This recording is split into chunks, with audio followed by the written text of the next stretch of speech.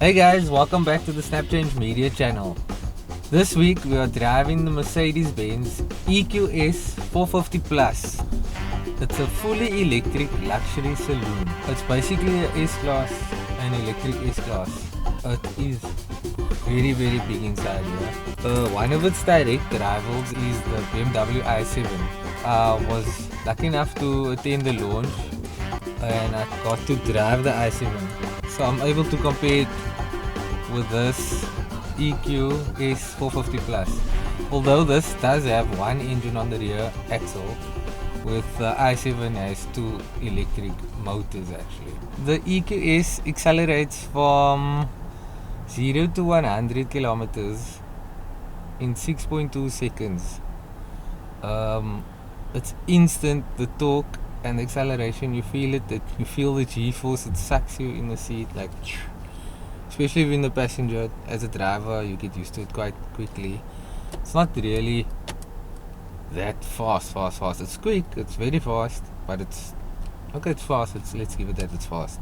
It's 0 to 100 in 6.2 seconds. And then the total power that it makes is 245 kilowatts and 568 newton meters of torque. So what is the EQS like to drive? It's amazing. It feels so smooth. It's like you're gliding. This specific model that we're driving has the AMG kit, that's for the black styling, and then also it has the AMG rims on it, which are 21 inch.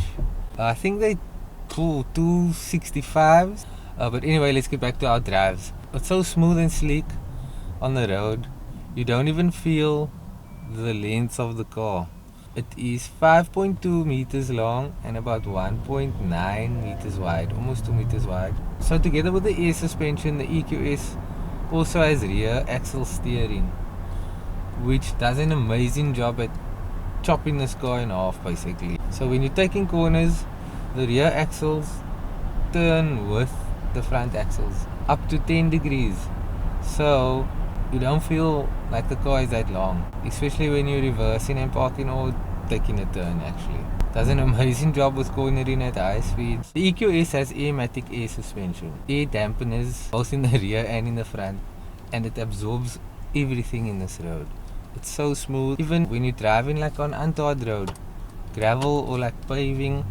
The other day I was at the wine estate and it was so smooth. Driving position is good, visibility is good. It has electronic adjustable seats as well as electronic adjustable steering. So the driving position can be set and saved. It has 3 settings. You can adjust it and then save it on setting 1, 2 or 3, and then when you press it, it will just adjust. These are also heated seats. They also have massaging capabilities. It's called seat kinetics. And then it has positioning seats automatically according to your height as well. So the EQS has a 120 kilowatt hour battery, of which 107.8 kilowatt hours is usable. So when that battery is fully charged, you get about 638 kilometers range. But when I charged it up, it showed me I had 612 kilometers range. Although my driving economy was a bit hectic because I was accelerating quite fast and like feeling the car out, of course.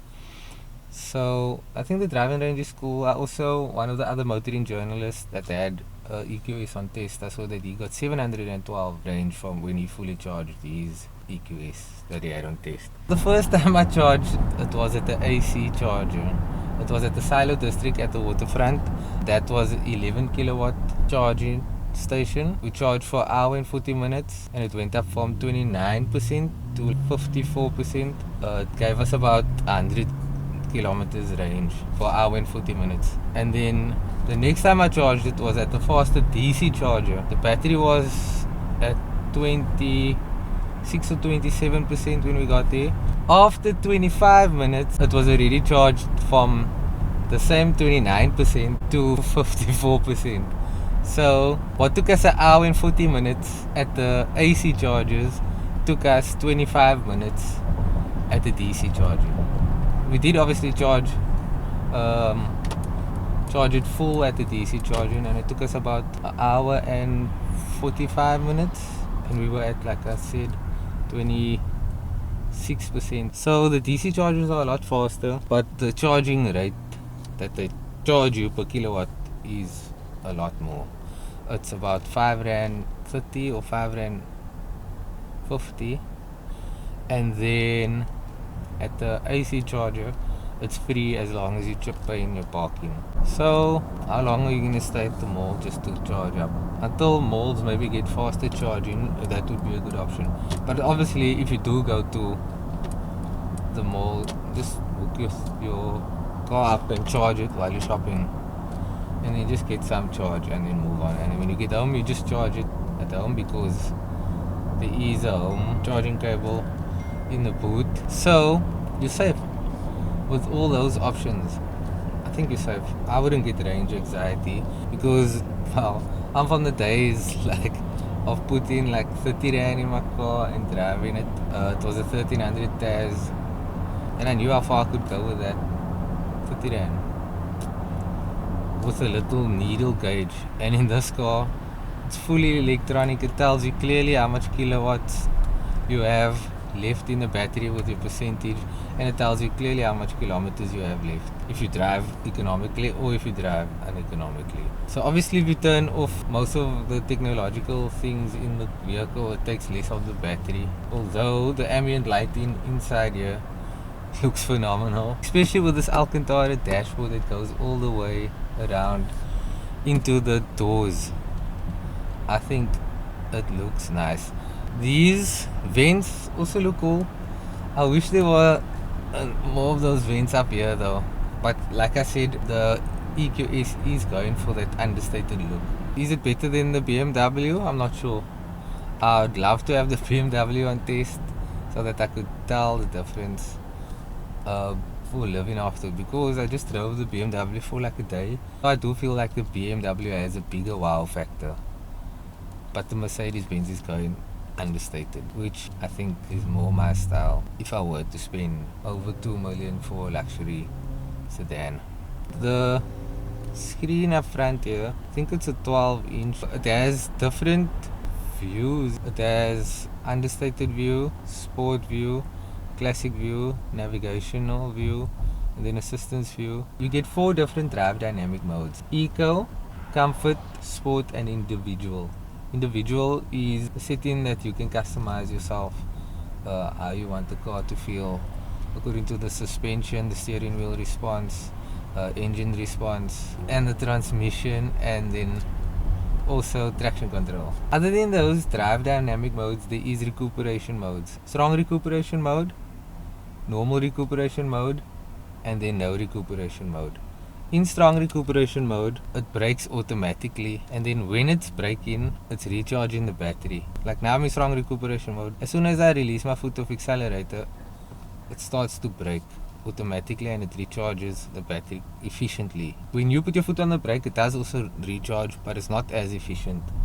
So in this strong recuperation mode, you can feel like your foot is on the brake the whole time, automatic brake. So you actually need to dig your foot a bit more in this pedal, and it is a bit more strenuous to drive that way, I feel. And then there's normal recuperation mode, which is basically the same thing, but just the brakes don't get applied as harshly. I think this mode is better to just keep it in, although I've been like switching through it when I'm driving, changing it like on different sections of the road when I'm on different parts of it. Yeah, so that's normal recuperation mode, and then no recuperation mode, that is no brakes being applied. And that when you're in this mode, you can feel how this car just glides. Like once you're doing a decent speed, like 80 or above that, or even maybe lower than that, the speed just doesn't drop. It stays like at 80, and then it glides and then drops 79, 78, but like slowly. At the moment I'm averaging at 20.2 kilowatt hours per 100 kilometers. So one of the major concerns that I have with the EQS is the braking. I know that the car is heavy, but the brakes, you really have to step on the brakes. You're supposed to be stepping on the pedal, but like with the EQS, I find that you have to really step on the brakes. I think it's about 3,000 kilograms of weight rushing forward. So that obviously, do the math, how much force is coming forward that these brakes need to stop. So yeah, that's my only concern with the EQS is the brakes.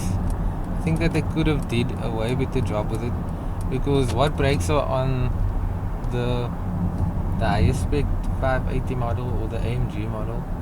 So I think that this EQS 450 Plus definitely needs better braking. Maybe it does force you to just not rush up on the car ahead of you, but I'm not convinced by the brakes. It does do a good job, like it does do the job for braking and all of that, but it's an EQS S-Class, so like I don't feel like I need to be stepping that much on the brakes.